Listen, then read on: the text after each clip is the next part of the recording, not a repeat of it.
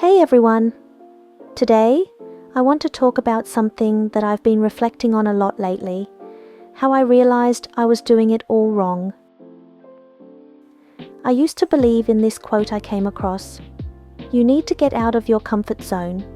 When you don't want to do something, it means you're afraid of it or just not comfortable with it. So don't hesitate. Take on the challenge and just do it. It sounds incredibly inspiring, doesn't it? For the longest time, I truly believed in it. Every time I felt uneasy about something, whether it was volunteering for a project I wasn't interested in, speaking up during meetings where I didn't feel comfortable, or even tackling tasks at work that I genuinely didn't enjoy, I would push myself to do it anyway. I thought, well, if it makes me uncomfortable, it must be something I need to face to grow as a person, right? I figured it was all part of becoming a stronger, more capable version of myself. A big, smart, brave girl. At least that's what I told myself. But as it turns out, that was a bit of a trap. I was doing it wrong, all along. It's not that stepping out of your comfort zone is bad. Far from it. The problem is that I was stepping out of my comfort zone for the wrong reasons. There are different types of discomfort, and not all of them are meaningful. Some discomfort is there because you're genuinely avoiding something that matters to you, like speaking up for yourself, chasing a career you're passionate about, or confronting a flaw that's holding you back. But then there's the other kind of discomfort, the kind that comes from doing things that simply aren't right for you or aren't aligned with your goals. And I think some of us mistake the second type for the first.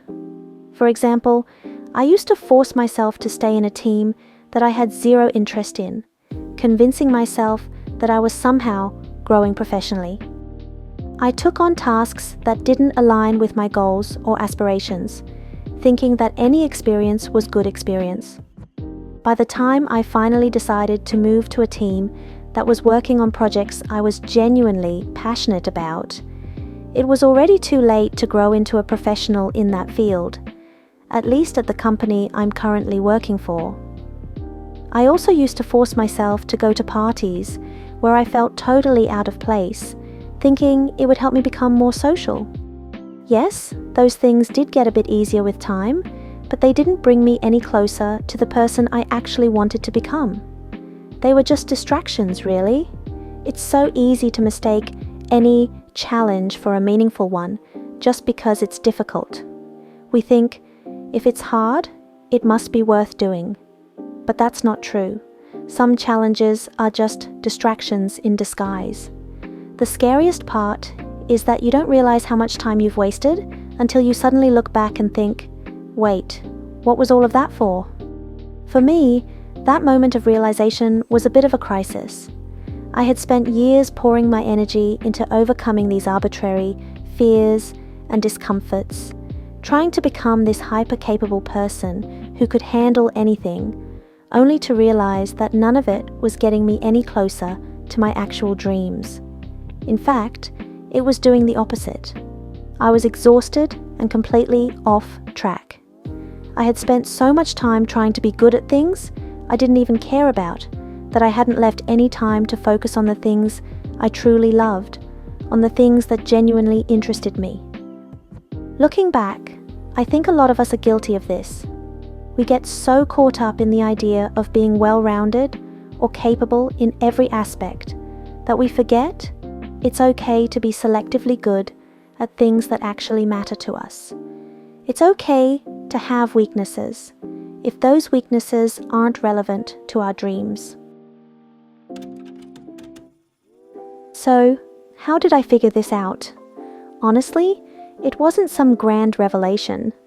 I realized it when I finally discovered something I definitely want to accomplish before I die.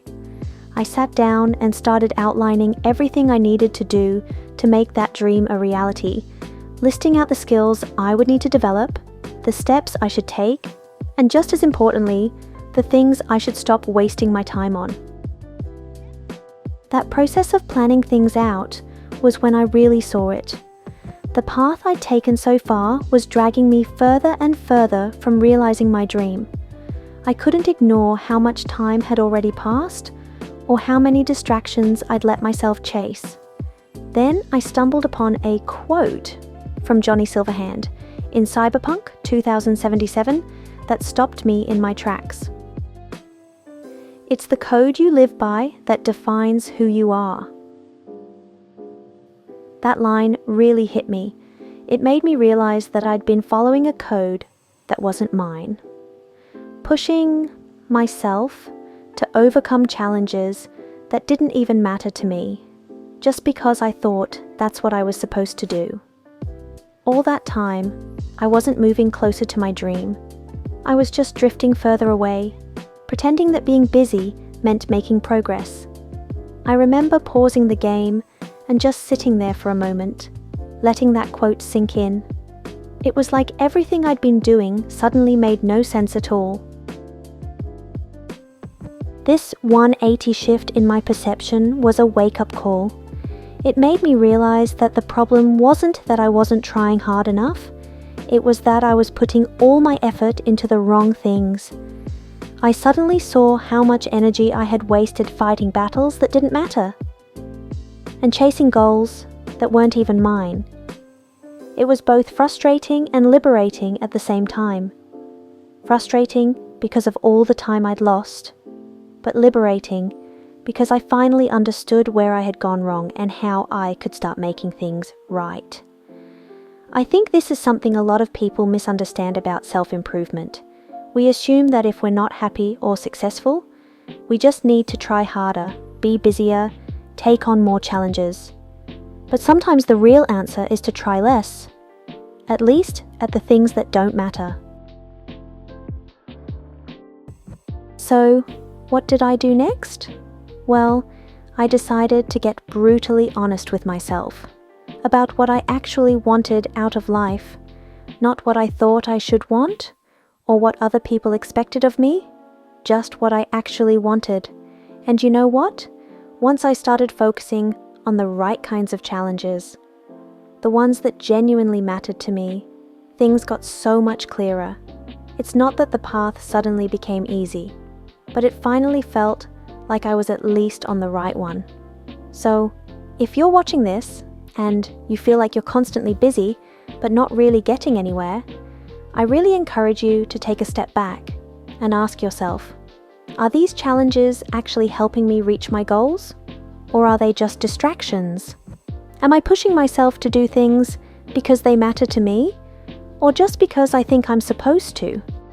If you find that most of your discomfort is coming from things that don't actually matter to you, it might be time to rethink your priorities. It's not about quitting or giving up. It's about being intentional with your energy. It's about knowing that just because something is difficult doesn't mean it's worth doing. And I think there's a lot of courage in that, in admitting that some things just aren't worth your time, even if other people think they are. In knowing your path well enough to say, no, that's not for me, without feeling guilty about it. That's what I'm trying to do now anyway. Focus on the right challenges, let go of the wrong ones, and be okay with not being good at everything. If you've had a similar experience, I'd love to hear about it in the comments. And of course, don't forget to like, share, and subscribe if you found this helpful. I actually have so much more to share about all the things I've been doing wrong over the years and how I'm trying to set things right. It's been quite a journey of realization and course correction, and I'd love to take you along with me as I figure things out step by step. So if you're interested in more honest conversations about mistakes, lessons learned, and how to get back on track, make sure to stick around. Your support means a lot to me, and I can't wait to share more of this journey with you. Thanks so much for watching, and I'll see you in the next one. Bye for now.